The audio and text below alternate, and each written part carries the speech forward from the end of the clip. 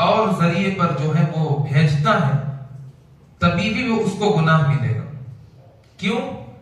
یہاں ایک اچھی خبر کے ساتھ ایک حیا کا جنازہ بھی نکل رہا ہے۔ ایک عورت کی تصویر، ایک عورت کی فوٹو اور ویڈیو جو ہے وائرل ہو رہی، تو اس کے ذریعے سے جب آدمی اس کو دیکھے گا یا اس کی آوازوں کو سنے گا تو وہ اس کے خیالات بدلیں گے، اور بجائے اللہ کی طرف دھیان جانے کے وہ عورتوں کی طرف دھیان اس کا جائے گا۔ پھر اس کے اندر اس کے لنک رہیں گے، وہاں وہ جا کر اس کے اور بھی ویڈیوز اور بھی فوٹوز وغیرہ دیکھے گا۔ تو آدمی صرف شیئر کیا تھا خیر کے ذریعے سے، نیکی کی نیت سے، بھلائی کی خبر پہنچانے کی نیت سے اس نے اس کو شیئر کیا، لیکن یہ شیئر اس کے لیے تباہی اور بربادی کا سبب بن گیا۔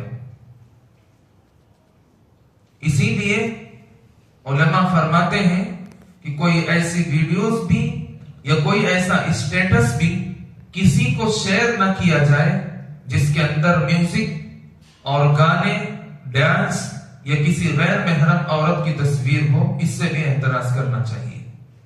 آپ نے بھلائی کی نیت کی اور آپ اس کو شیئر کرنے کے بعد کئی لمحات، کئی وقت گزار کر جو ہے آپ فوت ہو گئے، لیکن جس آدمی کو آپ نے شیئر کیا تھا وہ آدمی ہزاروں کو شیئر کر چکا، وہ ہزاروں کا گناہ اس آدمی کو مل کر جس آدمی نے شیئر کیا تھا اس کو ملے گا۔ اب یہ قیامت تک سلسلہ جاری رہے گا۔ اور مسلمان، میں نے حدیث پاک تلاوت فرمائی کہ المسلم اخو المسلم، مسلمان دوسرے مسلمان کا بھائی ہے، اور کوئی بھائی اپنے بھائی کو جہنم پہنچانے کی نیت تو نہیں کرے گا، اللہ کی مار کی طرف اس کو منسوب نہیں کرے گا۔ تو جس طریقے سے ایک کسی وائرل ویڈیو کے ذریعے سے وہ اپنے بھائی کو اللہ کی مار، اللہ کی پھٹکار سے بچاتا ہے، اسی طریقے سے معاملات میں بھی اپنے بھائی کا خیال رکھنا چاہیے، اپنے پڑوسیوں کا خیال رکھنا چاہیے۔ انسان ہے، اس سے غلطی ہو سکتی ہے، انسان ہے وہ گناہ کر سکتا ہے، انسان ہے کبھی کبھی لڑائیاں ہو سکتی ہیں۔ کوئی بھی آپ گھر اٹھا کر دیکھ لیجئے کہ جس گھر میں لڑائی کبھی نہ ہو، کچھ نہ کچھ ہوا ہوگا۔ جہاں چار برتن ہوتے ہیں وہاں آوازیں تو آئیں گی۔ تو جب پڑوس میں آپ لوگ رہتے ہیں، سالہ سال رہتے ہیں، تو ظاہر سی بات ہے آپ تمام کے بیچوں میں لڑائی ہوئی ہوگی۔ اس کو درگزر کرنے کی کوشش کرنا چاہیے، معاف کرنے کی کوشش کرنا چاہیے۔ علماء فرماتے ہیں کہ مولانا اشرف علی تھانوی رحمت اللہ علیہ، ان کا معمول یہ تھا کہ وہ جب بستر پر سونے کے لیے جاتے تو سب سے پہلے 2 رکعت نماز پڑھتے، اور نماز پڑھ کر اللہ سے معافی مانگتے کہ اے اللہ، پورے 24 گھنٹے کے اندر اگر مجھ سے کچھ ایسی خطا ہو گئی ہو جس سے تیری ناراضگی کا سبب ہوتا ہو تو اللہ مجھے معاف فرما دیجیے۔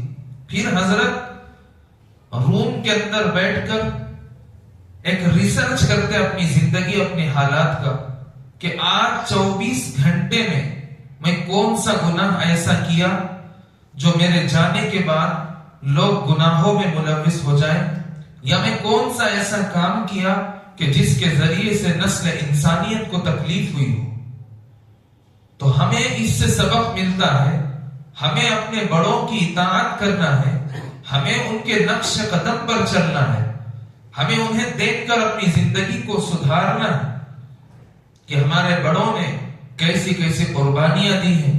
ہم آج دن رات جو ہے گناہ کرتے ہیں، دن رات لوگوں کو ستاتے ہیں، دن رات میں لوگوں کا مال چھینتے ہیں، دن رات میں لوگوں کا حق تلفی کرتے ہیں، دن رات میں ہم گالیاں دیتے ہیں، دن رات میں ہم اللہ کی نافرمانی کرتے ہیں، دن رات میں ہم حضور اکرم صلی اللہ علیہ وسلم کی احادیث کو ہم پامال کرتے ہیں، اور دن رات میں ہم اللہ کے نبی کے صحابہ، 1.25 لاکھ صحابہ کی سنتوں کو، ان کے طریقوں کو ہم چھوڑتے ہیں، اور ہمیں خبر بھی نہیں ہوتی ہے۔ وقت چلتا رہے، وقت رکتا نہیں ٹوٹ جاتا ہے بوجھوں کے جھکتا نہیں. وقت تو چلا جائے گا، ہمیں احساس تک نہیں ہوتا ہے، ہمیں فکر تک نہیں ہوتی. یہی تجھ کو دھن ہے رہوں سب سے اعلیٰ، ہو زینت نرالی ہو فیشن نرالا، وہ حیا کرتا ہے کیا یوں نہیں مرنے والا، تجھے حسن ظاہر نے دھوکے میں ڈالا. بچپن نے آ کے برسوں کھلایا، جوانی نے آ کے مجنون بنایا، بڑھاپے نے آ کے کیا کیا ستایا، اجل تیرا کر دے گی بالکل صفایا. جگہ جی لگانے کی دنیا نہیں ہے، یہ عبرت کی جا ہے تماشا نہیں ہے. بھائیوں، اللہ تبارک و تعالیٰ نے تمہیں چند روزہ زندگی عطا فرمایا ہے. کوئی آدمی اللہ سے اگریمنٹ کروا کر نہیں لاتا ہے کہ میں 200 سال 300 سال زندگی گزاروں گا. کوئی آدمی اگریمنٹ کروا کر نہیں لاتا ہے کہ میں بہت ساری اچھائیاں کر بیٹھوں گا. سارے کائنات کا مولا، سارے کائنات کا سردار اللہ کے پیغمبر محمد عربی صلی اللہ علیہ وسلم اتنے بلند پایا شخصیت ہونے کے باوجود جنت کی بشارت جنہیں مل گئی ہو، اللہ کی خوشنودی جنہیں حاصل ہو گئی ہو، اللہ کی قربت جنہیں مل گئی ہو، اتنے بڑے اللہ کے پیغمبر ہونے کے بعد وہ نماز پڑھتے تو روتے ہو، کانپتے اللہ سے، ڈرتے اللہ سے. اور مومن کی شان ہے کہ اگر وہ گناہ بھی کر رہا ہے تو اس کے اندر، اس کے دل کے اندر دھڑکن ہونا چاہیے کہ بھائی اللہ تو دیکھ رہا ہے. چوری کرنے کے لیے جاتا ہے، حرام کا ایک لقمہ، حرام کا ایک دانہ تمہاری نسل کو تباہ کر سکتا ہے. کیسے تباہ کر سکتا ہے؟ تمہارے نسلوں کے اندر ایسے اولاد پیدا ہو جائیں گے جو دین سے دور ہوں گے، ایسے اولاد پیدا ہو جائیں گے جو قرآن سے دور ہوں گے، ایسے اولاد پیدا ہوں گے جو حدیث سے دور ہوں گے، ایسے اولاد پیدا ہوں گے جو حق کو حق نہیں سمجھیں گے، ایسے اولاد پیدا ہوں گے جو باطل کو باطل نہیں سمجھیں گے، ایسے اولاد پیدا ہو جائیں گے جو حق کو باطل، باطل کو حق سمجھنے لگیں گے.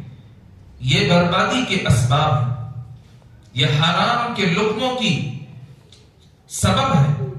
انسان، اللہ تبارک و تعالیٰ فرماتے ہیں جتنا ہو سکے انسان کو حلال کی کمائی کھانا چاہیے. آج مسلمانوں کے اندر زیادہ تر دیکھا یہ جا رہا ہے کہ آدمی کو دیکھ کر لین دین کو ایجاد کرتا ہے. ایک آدمی آیا، غریب قسم کا ہے، وہ کچھ سامان خریدنے کے لیے آئے گا، دکاندار اس کو غریبی کو دیکھ کر اس کے حساب سے اس کا پیسہ بتائے گا. جب ایک آدمی مرسیڈس BMW سے اتر کر آئے گا، اس وقت جب دکاندار دیکھے گا کہ بھائی یہ تو کار میں آ رہا ہے اور ہائی فائی کار کے اندر سے اترا ہے. اب جو ہے کسی چیز کی قیمت 10 روپیہ تھی، مسلمان ہے، اللہ کے پیغمبر محمد عربی صلی اللہ علیہ وسلم